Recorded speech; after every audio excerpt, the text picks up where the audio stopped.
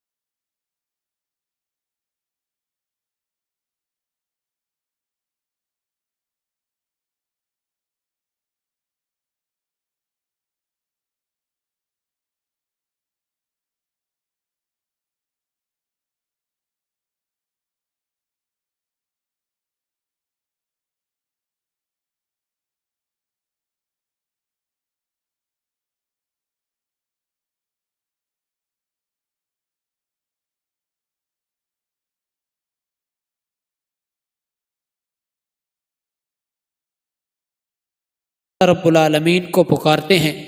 اور اللہ رب العالمین کے دربار میں گڑ گڑاتے ہیں، روتے ہیں، اور اللہ رب العالمین سے اپنی بیماریوں سے نجات پانے کو، مصیبتوں سے نجات حاصل کرنے کو کہتے ہیں۔ تو یاد رکھیے، یہ مسلمان کا عقیدہ یہ ہونا چاہیے کہ ہر حال میں، ہر خوشی میں، ہر مصیبت میں اللہ ہمارے ساتھ ہے، اور ہر خوشی دینے والا اللہ ہے، اور ہر مصیبت کو ٹالنے والا اللہ ہے۔ ہمارے ہاں تو یہ نظام چل چکا ہے کہ جب کوئی مصیبت آتی ہے، ابتدا ہوتی ہے، تو سب سے پہلے لوگ دم درود کی طرف بھاگتے ہیں، پھر تویزوں کی طرف بھاگتے ہیں، پھر عامل جیلی جادوگروں کے پاس بھاگتے ہیں، پھر اس کے بعد ہسپتالوں کی طرف جاتے ہیں، پھر اسپتالوں سے جب جان چھوٹتی ہے تو پھر آخر میں مجبور ہو کے یہ کہتے ہیں کہ یہ جو کچھ دیا ہے اللہ نے دیا ہے، اللہ خود ٹالے گا۔ یہ جب ساری دنیا کے اسباب سے مایوس ہو جاتے ہیں تو اس طریقے سے باتیں کرتے ہیں۔ لیکن یاد رکھیے، اللہ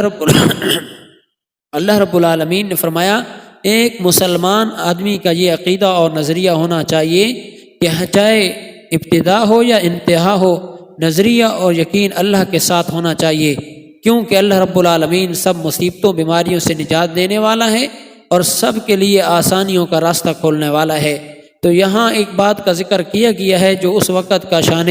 ورود ہے، وہ یہ ہے کہ نبی کریم صلی اللہ علیہ وسلم کے دور میں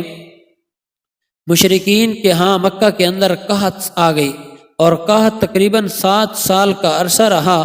تو پھر مشرکین نے رسول اکرم صلی اللہ علیہ وسلم کے پاس آئے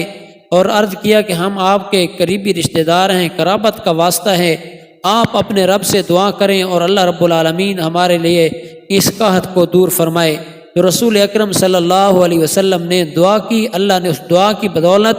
ان سب سے قحط کا نظام دور کر دیا، کیونکہ مشرکین مکہ کی قحط کی وجہ سے یہ تھی کہ چمڑے چبا کر کھاتے اور مختلف قسم کی چیزوں کو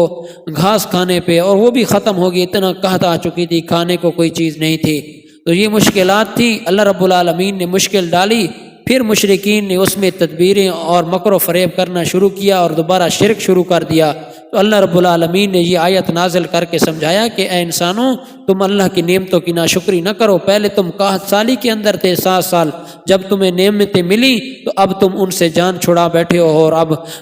مکر و فریب کر ایسا نہیں کرنا چاہیے۔ تو اسی کی طرف اللہ نے ارشاد فرمایا، اور قیامت تک کے آنے والے انسانوں کو یہی سبق سکھایا کہ اے انسانوں، اس چیز کا خیال کرنا ہے کہ اللہ رب العالمین کے علاوہ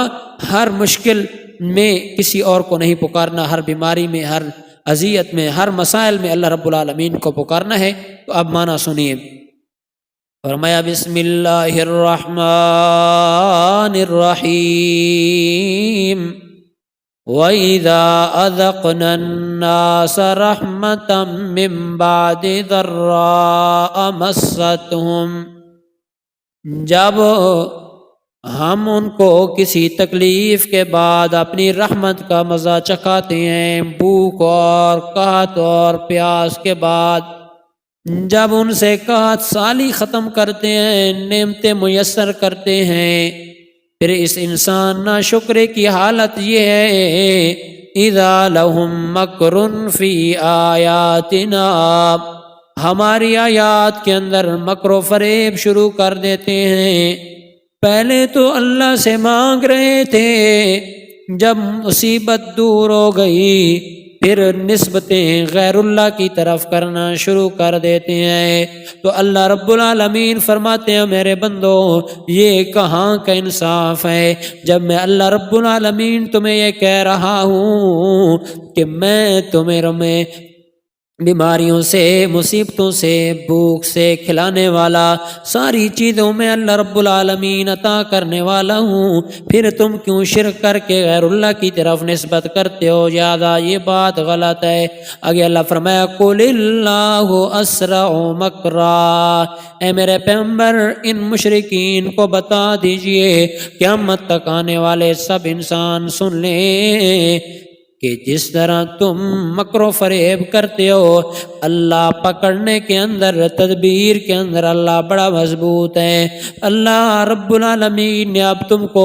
قحط سے نجات تو دے دی ہے، لیکن پھر اللہ کریم تمہیں کسی اور عذاب میں پکڑ لے گا۔ اور یہ بھی یاد رکھنا جو بھئی مکر و فریب کرتے ہو تم کرتے جاؤ، اللہ نے دنیا پہ چھوٹ دے دی ہے، لیکن یہ یاد رکھنا ان رسولنا یکتبون ما تمکرون، ہمارے فرشتے کرامن کاتبین